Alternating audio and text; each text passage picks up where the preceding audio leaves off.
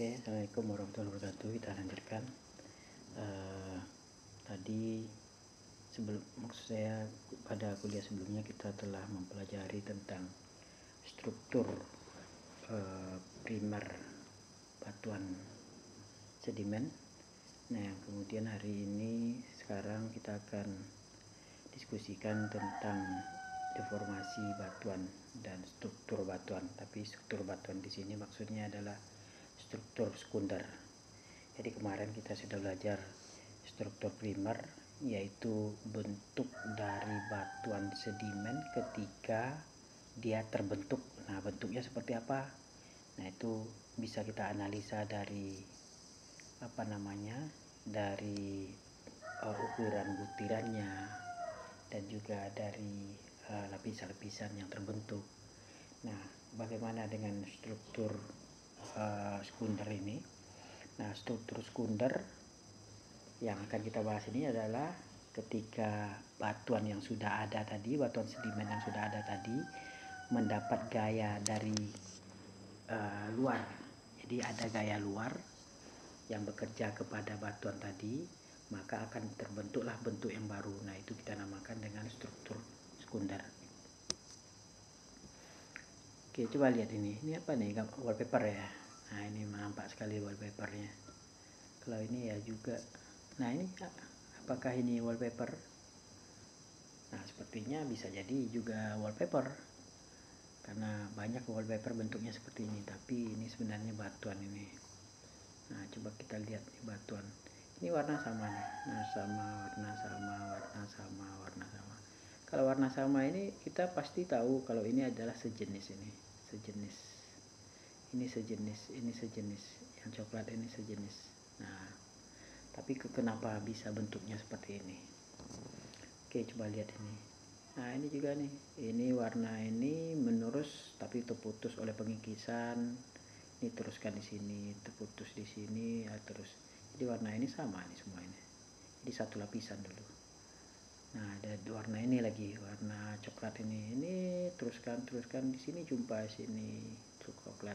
Ini udah terkikis atau terkikis ke atau turun ya, terserah lah. Nah, dari sini kita tahu kalau ini kemungkinan besar dulu struktur primernya apa ini? Dulu struktur primernya pasti stratification. Nah, stratifikasi nih struktur primernya dulu. Nah, ini yang tadi itu saya zoom dari dekat, ini dari jauh, ini mobil Anda lihat. Nah, ini nampak sekali nih. Ini nampak satu batuan. Ini lain lagi bentuknya nih.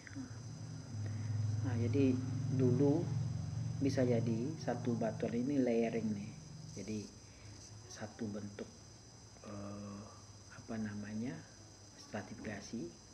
Karena nampaknya beda-beda nih. Nah, bisa jadi kemungkinannya seperti itu, dan karena ada gaya maka akan ada terlipat-lipatkan. Oke, nah ini lagi coba kita lihat. Ini batu ini, yang ini sama dengan ini, sama dengan ini. Yang ini sama dengan ini, sama dengan ini.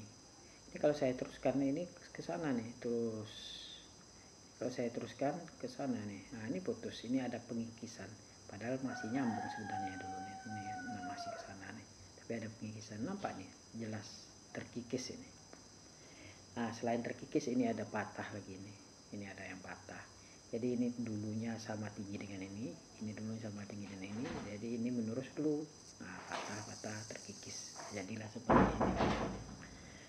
Oke, nah batu yang seperti ini, yang dulunya stratifikasi, ada gaya, seperti apa gayanya, nah sekarang terpatahkan, dan juga ada pengikisan. Oke, coba lihat ini berbentuk, ada bentuk melengkung ke bawah, melengkung ke atas. Oke, jadi kita akan bicara tentang deformasi, yaitu modifikasi dari batuan berupa folding. Folding ini lipatan ataupun fracturing, patahan ataupun rekahan.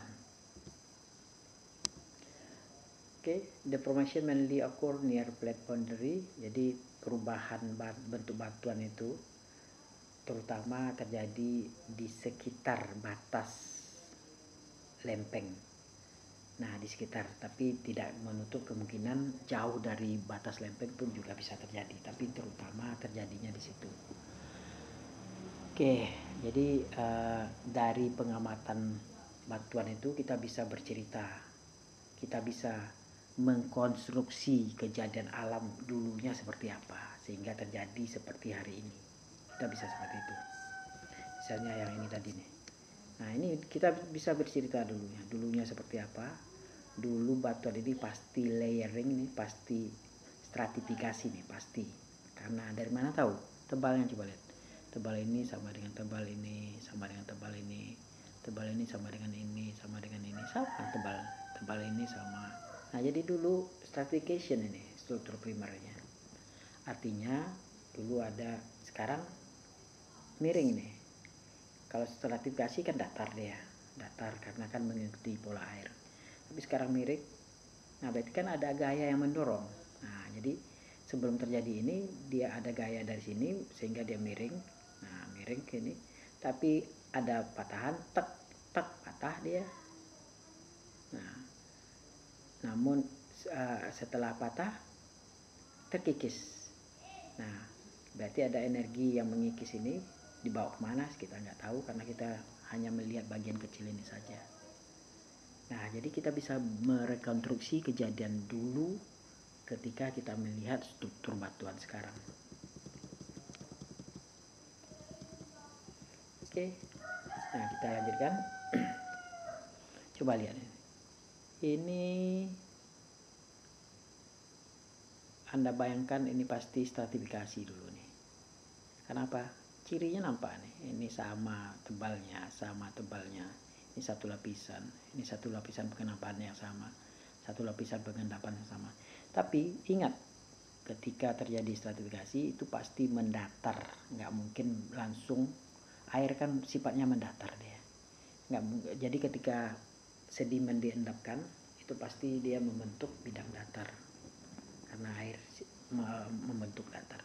Nah, jadi nggak mungkin dia terendapkan melengkung. Nah, jadi struktur primernya ini kemungkinan besar adalah stratifikasi, dan saya yakin itu. Nah, setelah itu ada gaya bekerja mendorong ke sana, didorong ke sana, dua arah, dari sini dan juga dari sini, dari kiri dari kanan didorong sehingga terlipat melengkung dia ke atas. Nah, ini lagi coba lihat, sama. Ini pasti stratifikasi dulu tapi melengkung. Nah, ini kan kikisan, ini kan orang mau bangun jalan ya, bukitnya dipotong ya. Ini sama ya, orang ini pasti ada gaya. Setelah stratifikasi pasti ada gaya mendorong. Nah, ini data seismik ini sekitar 2 kilo nih ketebalannya. Nah, batuan yang paling tua kira-kira yang mana ini? Lapisan yang mana? Pasti lapisan yang bawah ini yang paling tua. Diikuti yang muda, lebih muda. Nah, ini coba lihat nih. Ini kan nggak mungkin nih sedimen waktu mengendap langsung bentuk seperti ini, nggak mungkin. Pasti stratifikasi dulu dia, pasti datar. Nah, kemudian setelah terjadi sedimen, jadi prosesnya gimana nih? Prosesnya terjadi stratifikasi dulu, mendatar, datar, kemudian ada gaya dari sini, dari kiri, dari kanan, mendorong, sama-sama mendorong dari kiri dan kanan, akhirnya terlipat seperti ini. Ini kan masih ada ke sana nih, masih ada ke sana. Ini masih ada ke sana nih. Nah, kemudian apa lagi kejadian berikutnya? Ada pengikisan, dikikis oleh air, akhirnya terkikis sampai sini, kemudian terjadi pengendapan, sedimen yang baru diendapkan berlapis lagi di atas, stratifikasi lagi di atas. Nah, jadi coba lihat stratifikasi, gaya dorong, pengikisan, stratifikasi lagi. Itu proses-proses yang terjadi di sini. Kejadian ini bukan 1000 tahun, ini jutaan tahun, ini ratusan juta tahun ini kejadian seperti ini. Karena ini coba lihat banyak sekali lapisan ini. Nah, kejadian hari ini kan pada proses di atas ini. Nah, seandainya ada gaya lagi, gaya dorong lagi, bisa jadi ini terlipat lagi dia. Nah, oke, ini coba lihat, ini warna yang sama berarti batuan yang sama, warna yang sama, batuan yang sama. Ini patah nih patah. Berarti ini turun. Nah, nampak ini turun. Ini juga ada patah, ini turun sedikit. Nah, kalau ini lain nih. Ini nanti kita bahas. Ini ketika magma, ada suatu magma basaltik, ketika dia membeku dia akan membentuk persegi 5 seperti ini. Oke, di apa yang mau kita jelaskan? Ada 6. Ini gaya-gaya yang terjadi pada proses plak tektonik, kemudian memetakan struktur batuan, kemudian bagaimana batuan berubah bentuk strukturnya, kemudian struktur perubahan yang mendasar itu seperti apa saja. Kemudian ini mungkin tidak kita bahas nanti.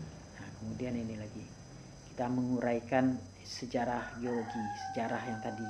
Jadi ketika kita nampak seperti ini misalnya, nah dulu terjadi apa dan terjadi apa, kita bisa uraikan dia.